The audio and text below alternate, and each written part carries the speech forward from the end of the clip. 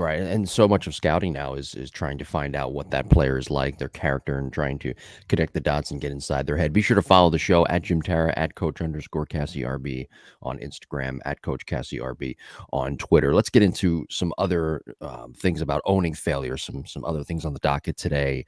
Owning failure in practice. We don't do that. We're always in a controlled environment in practice as athletes.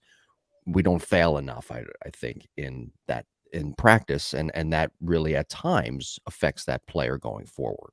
Mhm.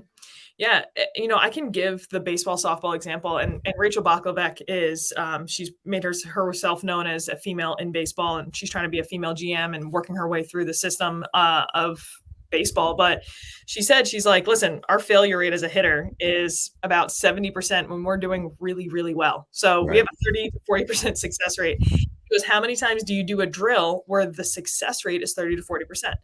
And it's not to say that you have to challenge hitters all the time that they are failing that much, but we have to sprinkle it in occasionally, if not once a practice, where, hey, I'm gonna challenge you to fail 70% of the time right here, and we still need to remain positive. We still need to remain as a professional. But even on the flip side, I have my background in strength and conditioning as a certified strength and conditioning specialist, and when CrossFit was very big, box jumps became this big thing, and we had these foam plyo boxes that we were teaching athletes to jump to.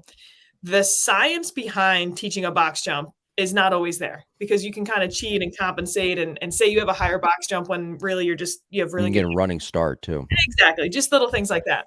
Yeah. However, if you were to watch a high school athlete mentally struggle with having to achieve a box jump when they are like when it's a little too high, it's all of a sudden you're like, "This is the best thing I could ever do for this athlete right now," because they've just tried 8, 9, 10 times in a row, and I know it is not physical fatigue as to why they are not achieving this. This is they are getting consumed by the failure, by the miss, by, "Oh my gosh, my friends are here, they just saw me miss," I'd rather work through that with the athlete than do everything saying like, "Okay, well, we're following this specific scientific technique today, and then this specific scientific," there's a mentality to this that we have to really influence these athletes with, and who better to do it with than high school and middle school athletes at this formidable age.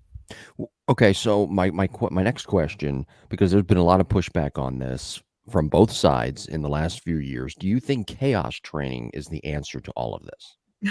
It can be like Mhm. where you're just randomizing the type, and I get it in the sense of I think of chaos training as, hey, maybe we start our practice working on front toss where I'm telling you, we're working on the So outside you work pitch. up to it.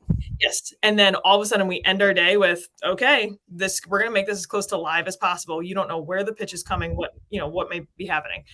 Infield practice is similar in the sense like, you're not just going third, short, second, first, Mhm. but we're now saying, okay, ball could potentially go anywhere. And I do think adding those stressors to teams is important. I mean, when I was playing at Alabama, we used to have to infielders would face the outfield.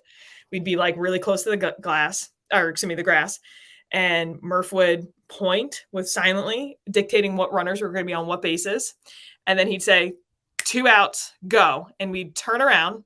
The music would blast, and we had to like run into the infield as he was about to hit, figuring out who's on base. We have 2 outs, like music's blasting. That's that was awesome. That prepared us more than anything for what we were going to face. But we didn't do that day one.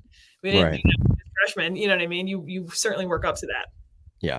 So there's a learning curve. That's a great transition because there is a learning curve to trying to own failure and Mhm. understanding how to do such a thing and navigate those tough waters. Yeah, and I think again going back to a weightlifting example, failure is very much so a heavy weight. But if anyone's ever worked out, you might work out and put 135 pounds on the bar your first day, and it's dangerous to do that because you're not ready for it yet. But you train, you overload yourself with some failure, you take it away, and then all of a sudden you're warming up with 135 a year or two down the road. Mhm. So the idea is that failure doesn't change. It doesn't mean that like we bulletproof ourselves or we can't be touched by failure. It just is the weight of it is not so heavy. Mentally, we have trained ourselves that it feels much lighter now.